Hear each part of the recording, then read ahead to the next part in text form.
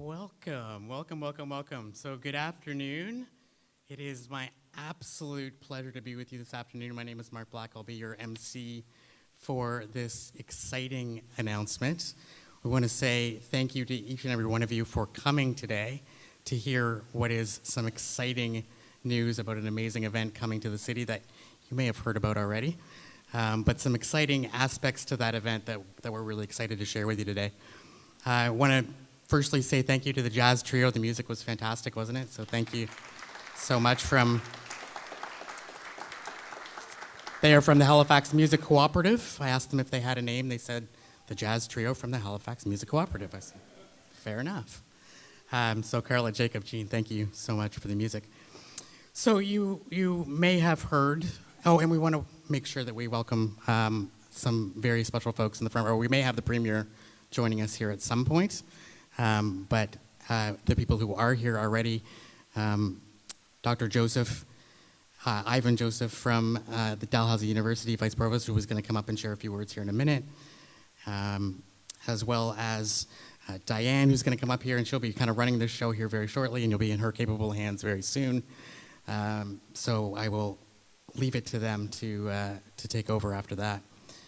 But you may have heard, rumors have been spreading, that somebody rather special is coming to the city quite soon.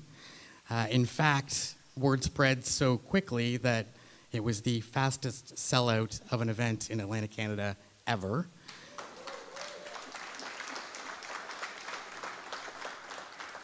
I have to tell you, I had a little bit of a behind-the-scenes glimpse into what was happening as that launch happened.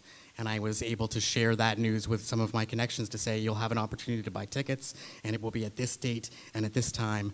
And those people went online to do that, as I told them, and said, what happened? They're already sold out. I was waiting, and I clicked on the button the second that you told me to, and they were already gone. And I said, well, that's what happens when Barack Obama comes to Halifax. So it's very, very exciting. We're excited about celebrating the 70th anniversary of the Nova Scotia Cooperative Council, and they have decided to celebrate in the biggest of ways by creating this incredible event, and I know that they're going to share more about it, but a moment to say congratulations for everything that you've already accomplished in making this event happen. I was talking to Diane briefly back in the back of the room about just, you can all imagine, the level of logistics required to bring somebody like Barack Obama and his security and everything that involves to the city. So they've accomplished amazing things already, and the event is going to be incredible. So without further ado, I'd like to invite Dr. Ivan Joseph, Vice Provost from Dalhousie University, to say a few words.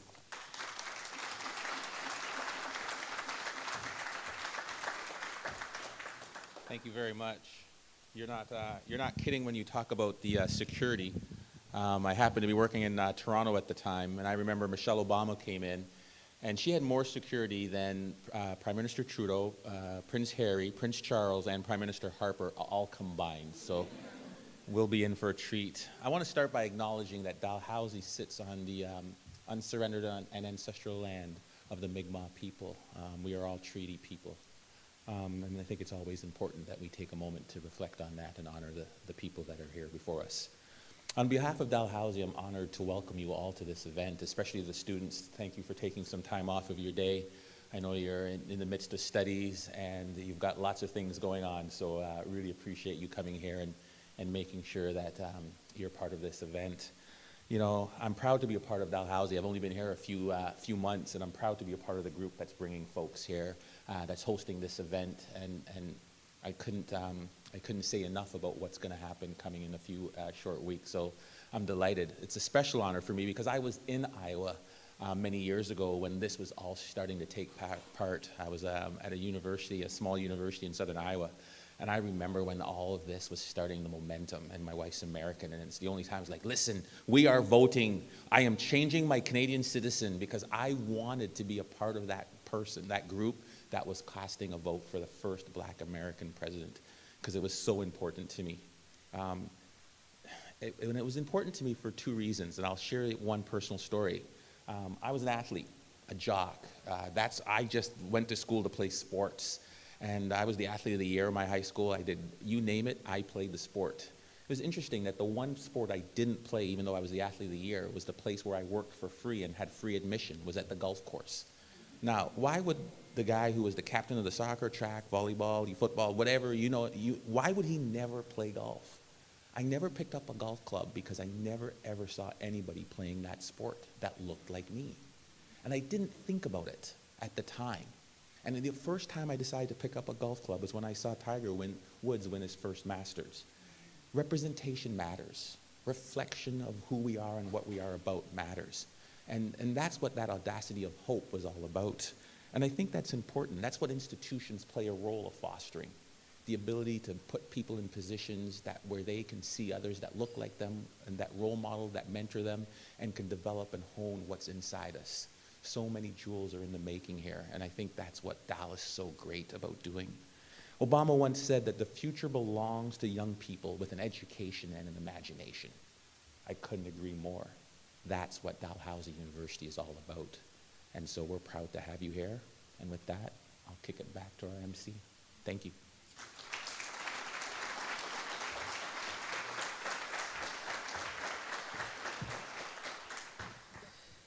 So you may have seen on signs, the hashtag for this event is Think Hope in the Future. Pretty appropriate tagline, I think. And so we would encourage you, as you are tweeting and gramming or Instagramming or whatever, I don't know what the right term is anymore. I should. I have 3 young kids, but I don't. Or any of you young enough to be Snapchatting? I'm like way too old to be Snapchatting, but if you're Snapchatting, you can use that too. As I was thinking about today and doing what probably all of us do, which is looking back at some of the brilliant words from this man, the one that stuck out to me was young people have helped lead all of our great movements. And I think that's so true. I've had the privilege to work in the education sector for most of my adult life. My 2 parents are both teachers. My wife is a teacher.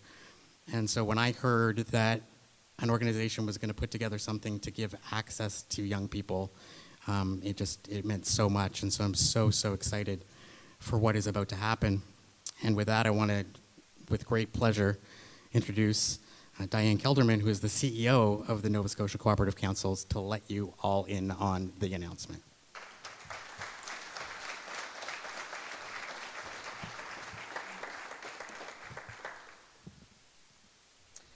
Well, good afternoon, everybody. Welcome. We're delighted to have you all here sharing in this very special moment. I would also like to say a thank you to the jazz trio from the Halifax Music Cooperative. They're a wonderful, talented group of young and old people who are really making a difference in HRM in that they give music opportunities to kids who wouldn't otherwise have an opportunity to have it. So great for them. I'm really thrilled to see so many young people, so many future leaders in the room this afternoon. So to all of you, thank you for coming out. Thank you as well to Stuart McKelvey, of course, for being the Future Leaders sponsor and champion, and to Dalhousie University for hosting us here this afternoon. If you will indulge me for just a moment, I want to introduce you to a little girl who was a future leader. Way back, there were future leaders. I happen to be very fond of her. She grew up in poverty in a rural community. Life wasn't always easy. Though she excelled academically, she was not destined to go beyond the proverbial overpass, that divide that separates urban from rural, if you travel 50 kilometers. No one in her family had ever gone to university, and no one expected that she would. Not that she was not capable, but she grew up in poverty. But she did. She's a university graduate, including Harvard.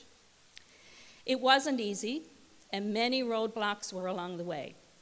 She went on to a very rewarding career, a teacher, an author, an entrepreneur, an investor, a disruptor, and somebody who is committed to making a difference. Ladies and gentlemen, that little girl was me.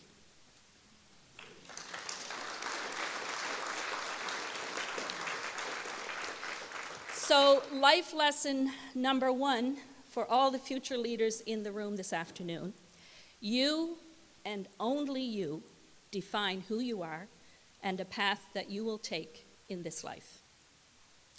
Now, fast forward 25 years. I'm in a meeting with our executive, our board team, many of whom are in the room today, discussing how we will celebrate our 70th anniversary. Well, for our 60th anniversary, we had Reverend Jesse Jackson. So we knew it had to be equal to that, if not better. So I proposed this crazy idea of, why don't we ask President Barack Obama? And I'm pretty sure there were a lot of sighs around the board table. And I'm pretty sure they were thinking, yeah, okay, right, whatever, Diane, go ahead, but what is your plan B? I didn't have a plan B. I was so excited and committed to this possibility that I already saw it happening in real time. Lesson number 2, believe in the possible and believe in the impossible. It took 18 months to get a yes from President Barack Obama. There were many roadblocks along the way. They encouraged us to go away and stop bugging them many, many times. But we didn't take no for an answer. On April the 26th, 2019, we got a yes. President Barack Obama accepts your invitation. It was, well, we better accept the invitation, otherwise she may never go away. Either way, we were really, really thrilled. A Nova Scotia first and an Atlantic Canada first event. How cool is that?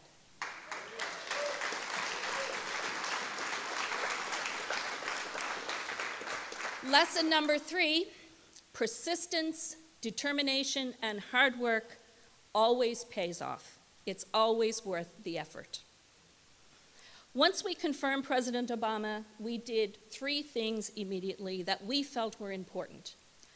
First, we reached out to the African Nova Scotia community, the Black Business Initiative, and the Black Cultural Center, because we felt it was really important that they be our partner and that they be a part of this historic event. So Rustam and Craig and Russell and many members of the community are here, and they will attest that it was probably one of the first meetings that we had once we had announced that the president had accepted. In keeping with our cooperative and credit union values, we deliberately allocated 2,000 seats for future leaders, many of whom are in the room today. We didn't want this to be a typical corporate event where only those who could afford to come or afford to pay would be able to participate. We deliberately allocated 2,000 seats.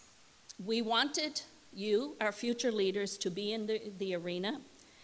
And we have so many corporate sponsors who stood up and said, we want to be a part of that too. So we're going to sponsor some of those future leaders. And then the third thing we did, I reached out to Brad LeBlanc to ask if I could pick his brain, because Brad and his team had hosted similar speaking events in the past. Lesson number 4, relationships matter. So it's 36 days out to the event, one of Atlantic Canada's most impressive events. Am I the only one who's counting the days until this actually happens? We're incredibly proud and pleased to be able to bring President Obama to Halifax in partnership with our presenting sponsor, Atlantic Credit Unions. This is a first. This is going to be history-making. It's going to be an incredible event. And I want to thank you all for being part of it.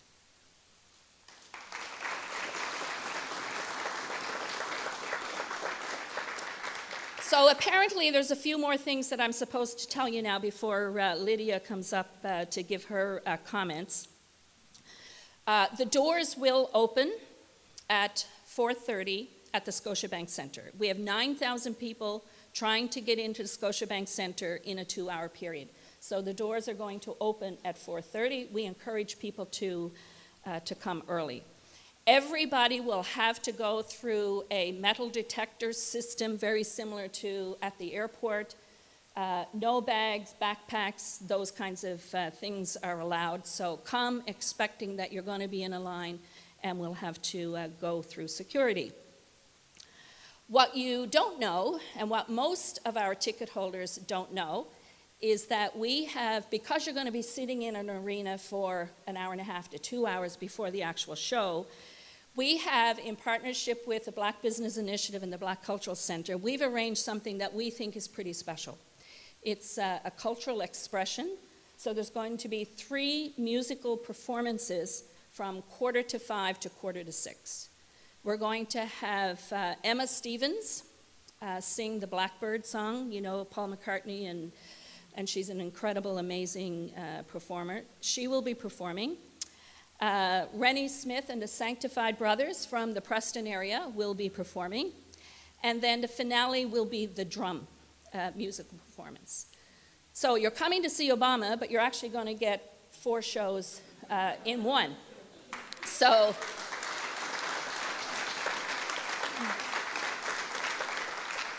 make sure that you come out early and get a good seat, because it's going to be incredibly impressive and a really uplifting event. And what our ticket holders also don't know, and we haven't even announced this yet, so you're the first group to hear it. Can you keep a secret?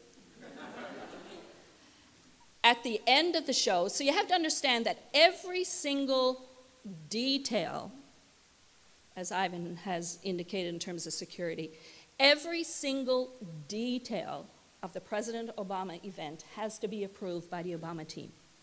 Marketing, communications, speakers, absolutely everything. What's in his room, bottles of water, everything is pre-approved. So a while ago, again with the help of Candace and some others, we went to the Obama team and asked if we could have the Nova Scotia Mass Choir come on stage and do a finale with the President as the finale for the event. And it took about 2 months, but they finally came back and said yes.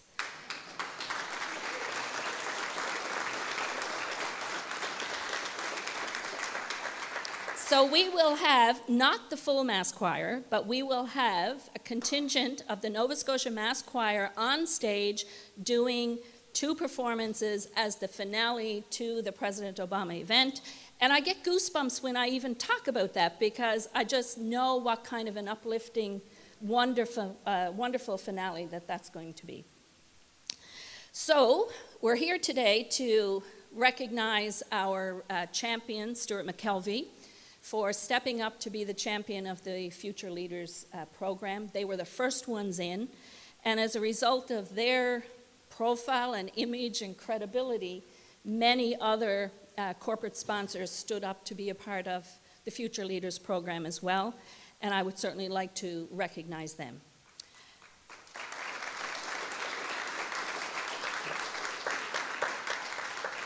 Of course, Stuart McKelvey as our Future Leaders champion. Thank you to Lydia, Candace, Burley, and all the team, Joanne, back at Stuart McKelvey.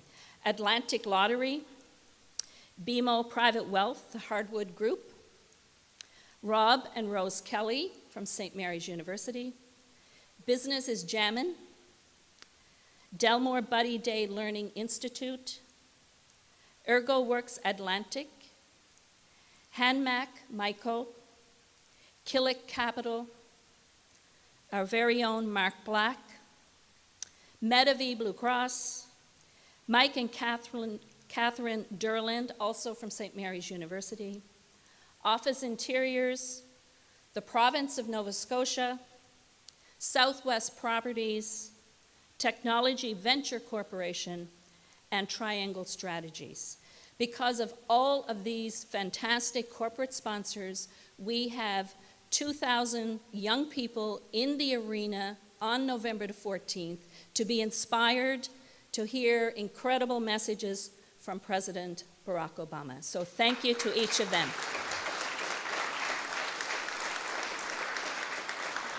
And now to tell you more about that and about the Future Leaders program, I'm going to invite Lydia Bugden, CEO and Managing Partner for Stuart McKelvey.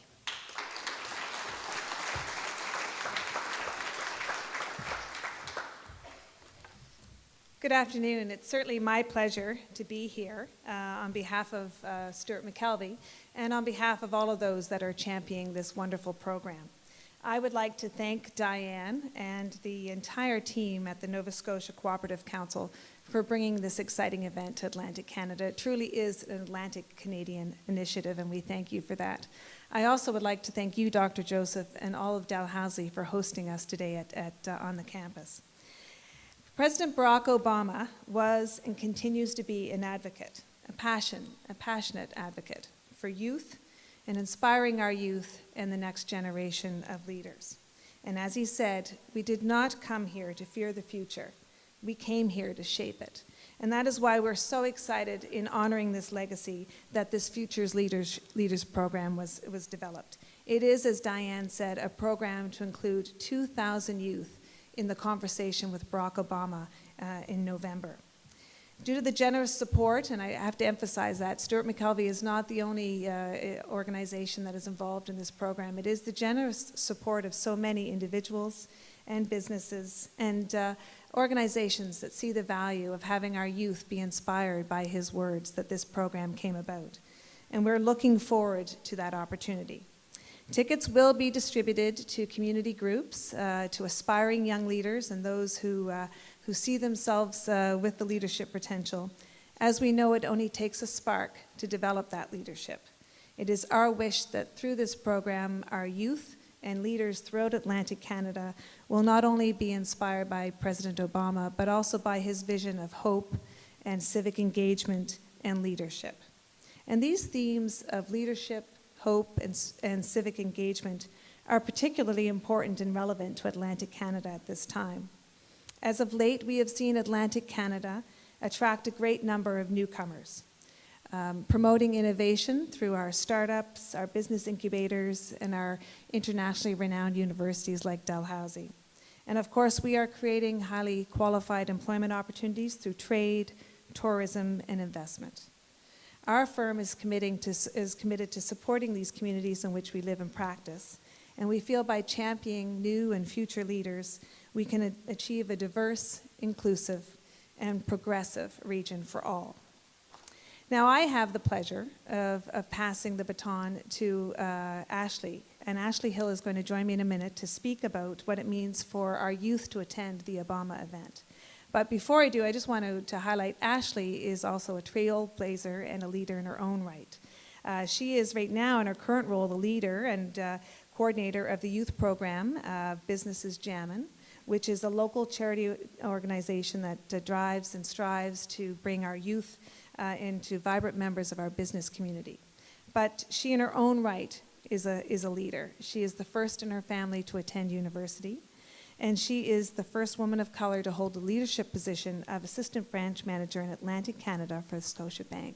So congratulations to Ashley, and please join me on stage.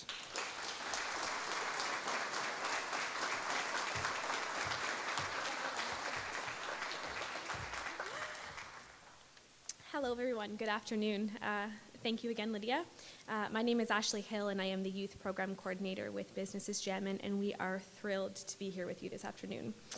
For those of you who have yet to hear about Businesses Jammin', we are a province-wide charitable youth organization, and we work with youth ages 8 to 30 and strive to shape minds of Black youth in Nova Scotia through experiential learning opportunities. We are proud to be supporting youth through the Future Leaders Initiative with the Delmore Buddy Day Learning Institute. Together, our two organizations have merged, and we are offering 100 tickets to Black youth of Nova Scotia for a once-in-a-lifetime opportunity to participate to see Barack Obama. And if you ask me, that's as experiential as it's going to get.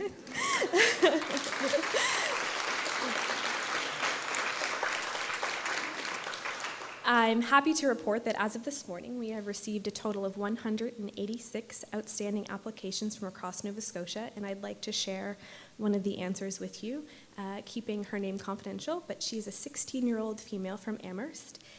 we asked the question, if given the opportunity to ask Barack Obama a question, what is one question you would ask and why? And her response is, I would ask him how we as youth could get our fellow Black youth to stand up and take initiative to make careers more diverse.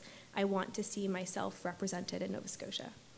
And at Businesses Gem, and again, we grow and nurture the minds of the Black and racially visible youth in Nova Scotia, providing a foundation to helping youth create a life plan. And this answer she's given is the entire essence of BIJ and how we strive to build tomorrow's leaders. So I wanted to send a sincere thank you. This opportunity would not be possible without our friends at Stuart McKelvey, the Future Leaders Champion, the Nova Scotia Cooperative Council, and the Atlantic Credit Unions. To you, we say thank you for supporting BIJ in our goals of providing professional and personal development opportunities and empowering Black youth in Nova Scotia. Thank you.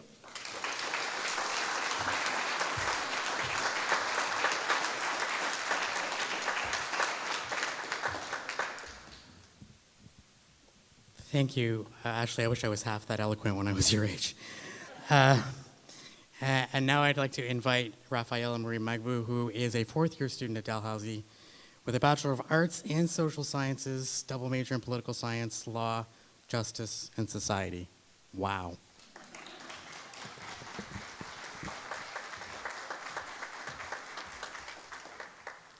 Wow, amazing. Thank you so much for having us here today.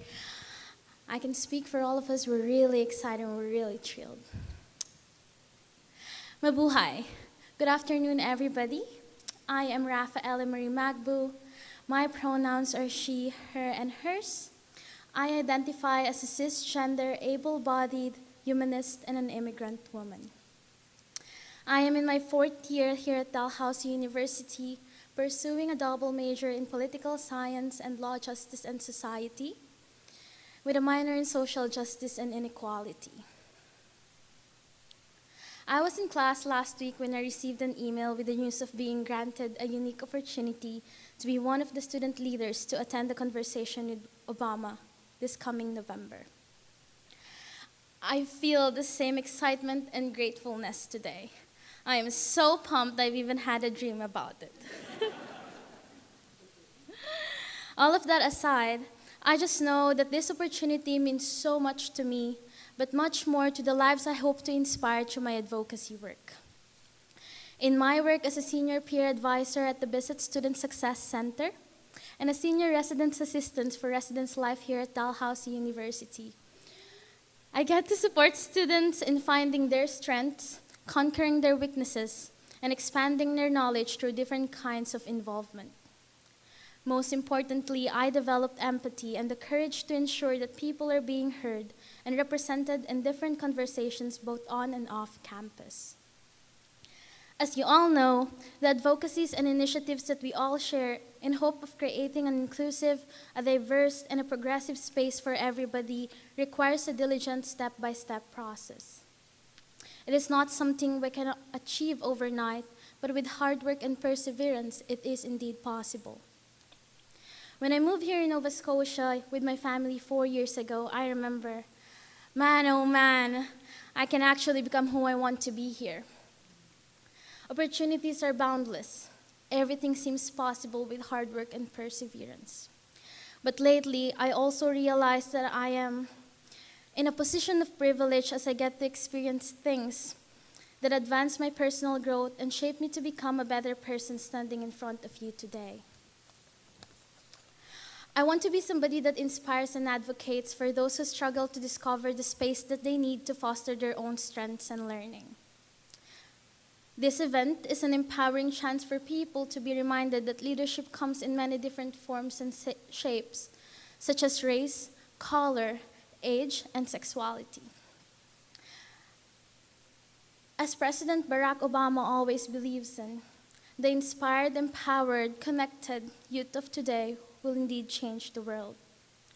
I always tell my friends and my colleagues that being continuously blessed with opportunities also means creating bigger platforms for those who do not necessarily have access to what we do have. To my peers and everyone here today, when you return to your roles in your community after seeing President Obama, I challenge you to use those ideas, those tools and inspiration to benefit others. Our collective opportunity to be in the same room with a world-renowned leader does not come very often. That's why we're excited. And so our responsibility to better ourselves and help advance others does not end after November 13th. It only begins from there. Today, on behalf of my peers and other student leaders at Dalhousie, I want to extend my warm gratitude to the alumni donors, our very kind donors who have made it possible for us to hear and take the wisdom of President Barack Obama himself. Thank you so much for trusting us with this opportunity. Maraming salamat po.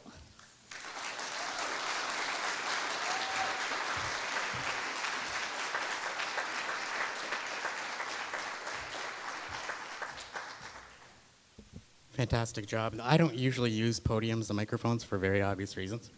So now that nobody else needs it, I'm going to do this. It makes me way more comfortable. So a couple of things. I want to make sure that I say a thank you to Cindy Como, Robin Tingley, Ricky Cote, and Martin Latulippe, who are my fellow entrepreneurs who, together with me, were able to sponsor our 100 tickets that we were sponsoring. Those of you who have purchased regular price tickets know that these aren't cheap. But they did make an incredible gesture and a great initiative to make the student tickets affordable. And so it's a privilege to be able to do that. The phrase that keeps coming to my mind as I hear people speaking today is Barack Obama's, and it's the audacity of hope.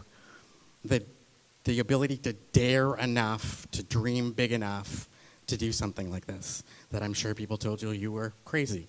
I think it's not a coincidence that you partnered with another group of people that are really good at doing impossible things. I still remember a young man who, I don't know if he was maybe 22 or 20, I'm going to make him turn red here in a minute, 22 or 23 years old when he decided he was going to bring Sir Richard Branson to Moncton, and went through a very similar process to what you just described in terms of being refused many times, and was eventually told, please leave us alone, you're driving us crazy. And he said, the only way I'll do that is if you will listen to this one proposal. And then somehow he got a yes, followed by, oh my goodness, how do we make this happen in such a short period of time? And how do we find the money to make this happen in such a short period of time? And they did it. And the reason I share that is because the legacy of what this event is going to do will ripple that event in Moncton still ripples. People talk about it to this day, and it was a decade ago. So what is going to happen will be a couple of hours on one day, and it will have a big impact on the people in that room. And then following your advice, they will ripple way beyond that, and will encourage other people hopefully to dream big enough to try the same thing. So thank you to Nova Scotia Cooperative Council. Thank you to Dalhousie. Thank you to Stuart McKelvey, and to all of the partners who have helped make this happen. Thank you to the students. I know there are students from SMU here today too. They let them in the building, which was very nice. My tickets are going to my alma mater, which is Mount Allison. So sorry, but congratulations to everybody who's had a part in this, and thank you all for coming. There are refreshments here. The band is going to play in a second, so enjoy yourselves. Congratulations, and let's look forward to November.